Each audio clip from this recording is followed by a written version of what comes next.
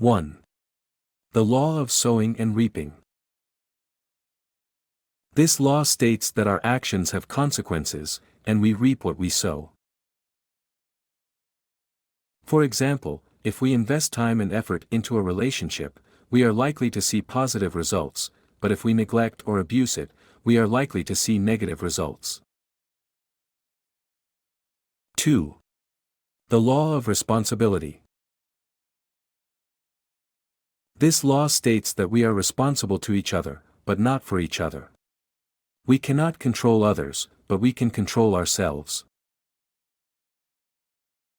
For example, we are responsible for our own feelings, thoughts, and behaviors, but we are not responsible for other people's feelings, thoughts, and behaviors. 3. The law of power. This law states that we have power over some things, but not over others. We cannot change people, but we can change ourselves. For example, we have the power to choose our own attitudes, beliefs, and values, but we do not have the power to change other people's attitudes, beliefs, and values. 4. The law of respect. This law states that if we wish for others to respect our boundaries, we need to respect theirs. For example, if we want our partner to respect our need for privacy, we need to respect their need for space. This law can help us to avoid double standards, hypocrisy, and to build trust in our relationships. 5. The law of motivation. This law states that we must be free to say no before we can wholeheartedly say yes. We need to have the freedom to choose what we want to do, and not feel guilty or ashamed for saying no.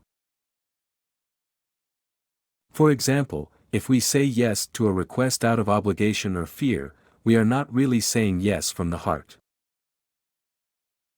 6. The law of evaluation. This law states that we need to evaluate the pain our boundaries cause others. We need to be aware of how our boundaries affect others, and be willing to make changes if necessary.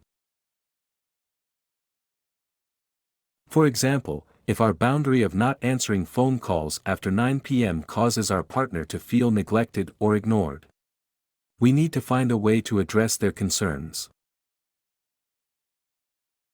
7. The law of proactivity. This law states that we take action to solve problems based on our values, wants, and needs. We do not wait for others to solve our problems for us. For example, if we are unhappy with our job, we need to take steps to find a new job or improve our current job, instead of waiting for our boss or colleagues to change. 8. The law of envy. This law states that we will never get what we want if we focus outside our boundaries onto what others have. We need to focus on what we have, and be grateful for it. For example, if we envy our friend's success, we need to focus on our own strengths and achievements, and be happy for our friend's success. 9. The law of activity. This law states that we need to take the initiative in setting limits rather than be passive.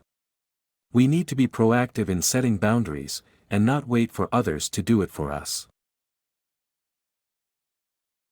For example, if we want to spend more time with our family, we need to set aside time for family activities, instead of waiting for our family members to invite us.